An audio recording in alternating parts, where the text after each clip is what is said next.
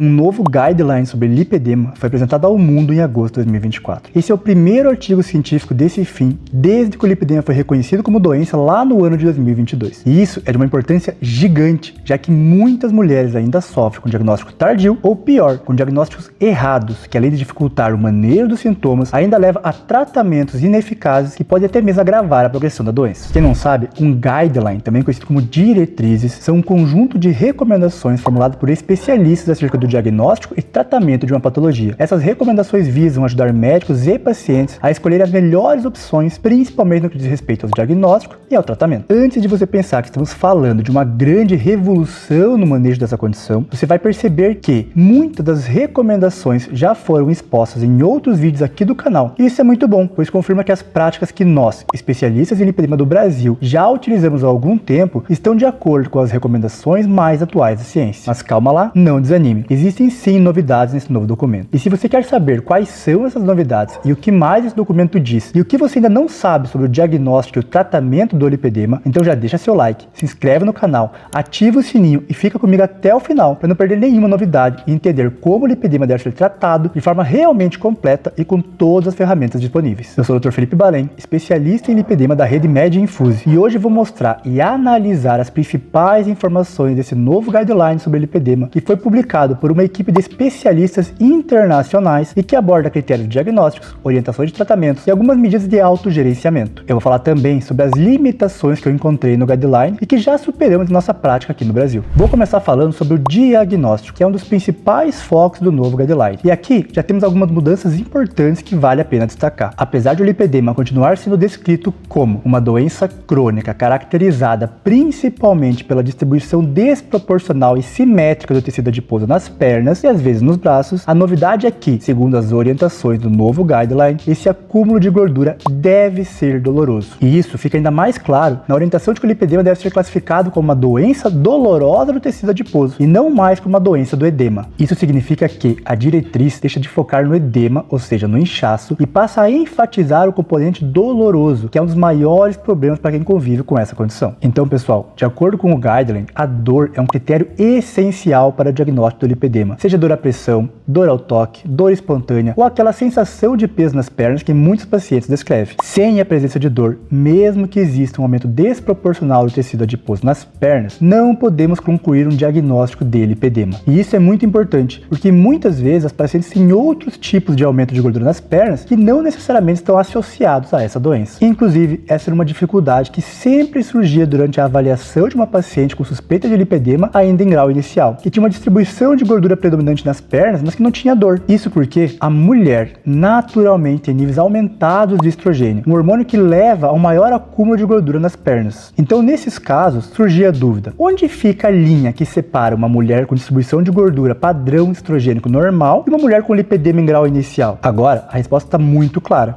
na dor. Uma ressalva é que foi reafirmado que o diagnóstico de lipedema é clínico, ou seja, exames de imagem ou outros exames podem ser usados apenas para diagnóstico diferencial, mas não para confirmar a doença. Outra novidade é que o critério do tecido adiposo nodular, que era frequentemente usado, apesar de estar muito presente nas pacientes com lipedema, já não é mais considerado válido para diagnóstico da doença. A justificativa é que, segundo os estudos, esse critério não tem uma boa correlação com a gravidade dos sintomas e, na prática, muitas pacientes com lipedema não apresentam esse padrão nodular, o que poderia levar a erros de diagnóstico. E tem mais uma mudança muito importante: o estadiamento morfológico usado até hoje, aquele que dividia o lipedema em graus ou estágio, baseado no aspecto visual e na deformidade das pernas, não aparece mais na nova diretriz. A justificativa é que aquele estadiamento até pode ser usado como uma natureza descritiva, mas não deve ser entendido como uma classificação de gravidade. O ponto negativo é que ainda não existe um novo sistema de estadiamento para sinais e sintomas da doença. E ainda, com a queda do antigo estadiamento e com a ausência de um novo, o lipedema também não deve mais ser caracterizado como uma doença progressiva, já que além de não ter mais os graus de doença, os autores também justificam que a progressão depende de vários fatores, como estilo de vida e a presença de comorbidades, e não segue um padrão linear. Ou seja, o que importa é como a paciente se sente e não como o lipedema se parece visualmente. Na rede MedInfuse, da qual eu faço parte, nós já considerávamos esses fatores nos nossos protocolos há algum tempo, já que não é novidade pra gente o foco foco deve ser além da aparência da gordura, ou seja, a dor e o desconforto da paciente devem ser olhados com uma atenção muito especial. Além disso, realizamos uma avaliação clínica completa para entender a progressão da doença de maneira mais individualizada. Mas e aí, você que está me assistindo, já foi diagnosticada com lipedema? E seu diagnóstico incluiu a avaliação da dor e sensibilidade ou foi apenas uma análise visual? Deixa aqui nos comentários como foi o seu processo de diagnóstico e já aproveita para compartilhar esse vídeo com aquela amiga que precisa saber mais sobre esse assunto. E agora, que já entendemos melhor como o diagnóstico deve ser feito, vamos para o próximo ponto. Quais são as orientações de tratamento e as medidas de autogerenciamento, aquelas que a própria paciente pode atuar no dia a dia, que o novo guideline recomenda para as pacientes com lipedema? Continua aqui comigo que você vai entender como cuidar melhor do seu corpo e gerenciar os sintomas de forma mais eficaz. Uma das grandes ênfases do novo guideline em relação ao tratamento e ao autogerenciamento é que o manejo do lipedema deve ser voltado para o alívio da dor e a melhora da qualidade de vida e não apenas reduzir o volume da gordura. Por isso, o documento recomenda uma abordagem integrada, combinando tratamentos médicos, cuidados diários e mudança do estilo de vida. Eu vou começar falando das medidas que a paciente pode fazer por conta própria no seu dia a dia para ajudar no controle do lipedema, já que o guideline destaca a importância das medidas de autogerenciamento. E aqui estamos falando de cuidados diários como uso de roupas de compressão. Eu já falei várias vezes sobre a importância do uso da meia elástica para paciente com lipedema. O uso de meias e calças compressivas foi apontado como fundamental para ajudar a reduzir o inchaço, a dor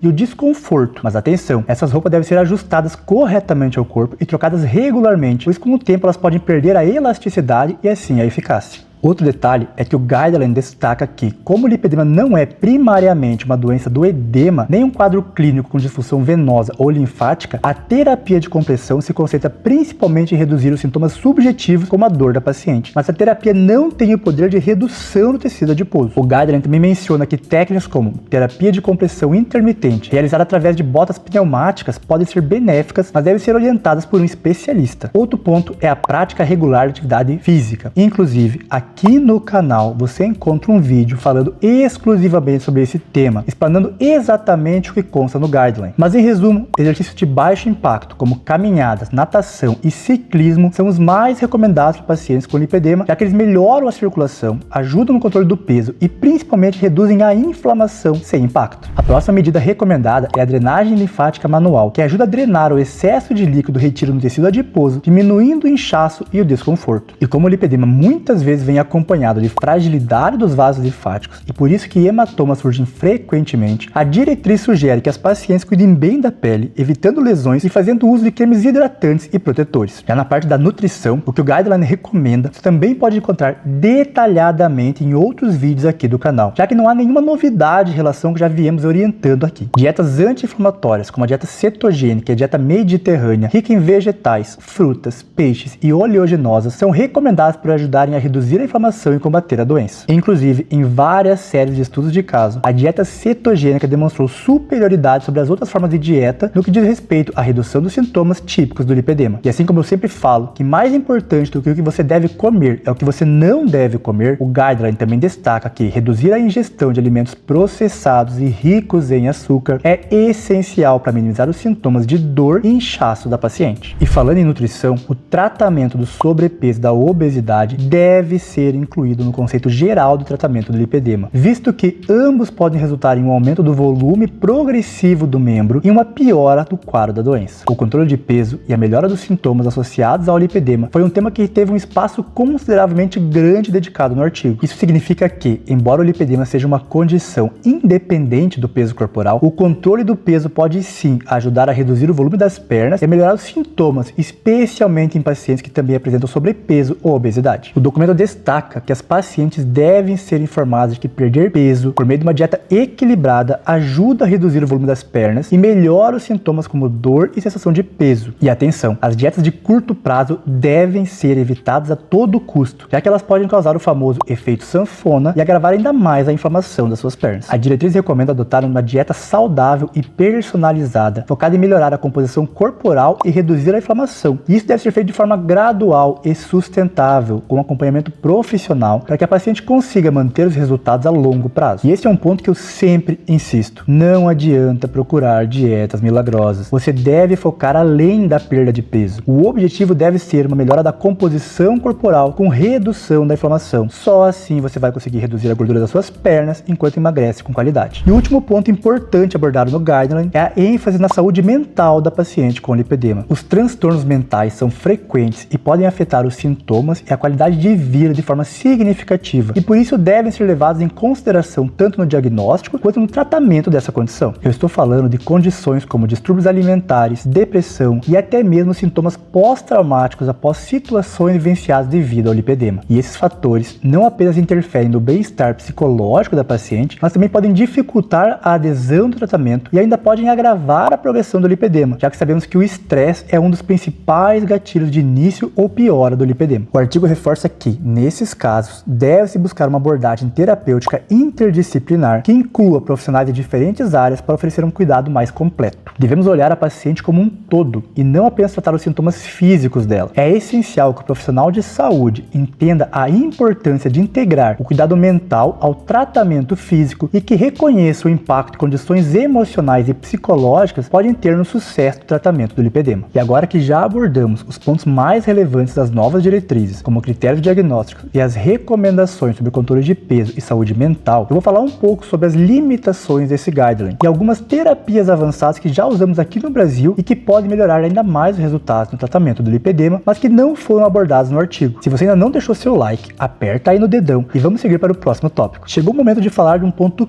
crítico, as limitações dessas novas diretrizes e como nós, aqui do Brasil, já avançamos no tratamento dessa condição. Embora o novo guideline tenha feito uma revisão importante sobre o que há de estudo sobre o lipedema, ele deixa algumas lacunas significativas quando falamos de terapias medicamentosas, suplementação e opções de tratamento mais inovadoras. Isso porque é preciso lembrar que esses estudos ainda estão bastante limitados, já que a doença foi reconhecida como uma condição médica específica há apenas 2 anos. Por isso, muitos pontos ainda carecem de mais evidências e pesquisas. Um exemplo dessa limitação é a ausência de recomendações claras sobre o uso de terapias medicamentosas no tratamento do lipedema. Apesar de o guideline não mencionar medicamentos específicos como parte do protocolo de tratamento, nós já conhecemos muito sobre a fisiopatologia da doença e o mecanismo de ação de diversas medicações. E com base nisso, temos utilizado opções terapêuticas que na prática têm se mostrado muito eficazes para controle dos sintomas, melhora do aspecto das pernas das pacientes e melhora da qualidade de vida delas. E aqui eu falo desde medicamentos que combatem a inflamação, como a metformina, até medicamentos que melhoram a circulação, como a diosmina. Outro ponto específico que senti muita falta no guideline foi a orientação mais clara sobre a utilização de terapias hormonais. Sabemos que o lipedema faz parte do grupo de patologias chamadas de estrogênio dependentes, já que é uma condição fortemente ligada às variações desse hormônio. Intervenções hormonais, como o uso da gestrinona, podem ser muito eficazes para reduzir a dor e o acúmulo de gordura lipedêmica. Inclusive, esse estudo aqui, que saiu agora em setembro, fala sobre a aplicabilidade da gestrinona, especialmente nesse grupo de patologias. E é por isso que aqui na Rede Med Infuse fazemos avaliações hormonais detalhadas e adaptamos o tratamento de acordo com a necessidade de cada paciente. Outra área importante que o guideline não aborda, mas que mostra resultados promissores, é o uso de suplementos que ajudam a combater a inflamação e otimizar o metabolismo. Opções como o ômega 3 e resveratrol, por exemplo, possuem propriedades anti-inflamatórias e antioxidantes que auxiliam a controlar a inflamação crônica presente no lipedema. Outro grupo interessante de suplementos são os que ajudam a otimizar a queima de gordura e melhorar o perfil metabólico das pacientes, como por exemplo o EGCG, extraído do chá verde, que tem um bom nível de evidência científica para esse fim. E mais do que isso, na nossa rede Med Infuse ainda integramos essas medidas com o uso de terapias injetáveis que complementam o tratamento, ajudando a reduzir os sintomas e reduzindo o acúmulo de gordura de maneira segura e eficaz. E além disso, sabemos também que manter o intestino saudável através de probióticos, glutamina e fibras pré-bióticas pode reduzir a inflamação sistêmica e melhorar a absorção de nutrientes, medicamentos e suplementos, potencializando ainda mais os efeitos do tratamento. Essas terapias suplementares, quando combinadas de maneira personalizada e supervisionadas por um profissional de saúde, podem ser ferramentas poderosas no controle do lipedema, não só atuando na inflamação,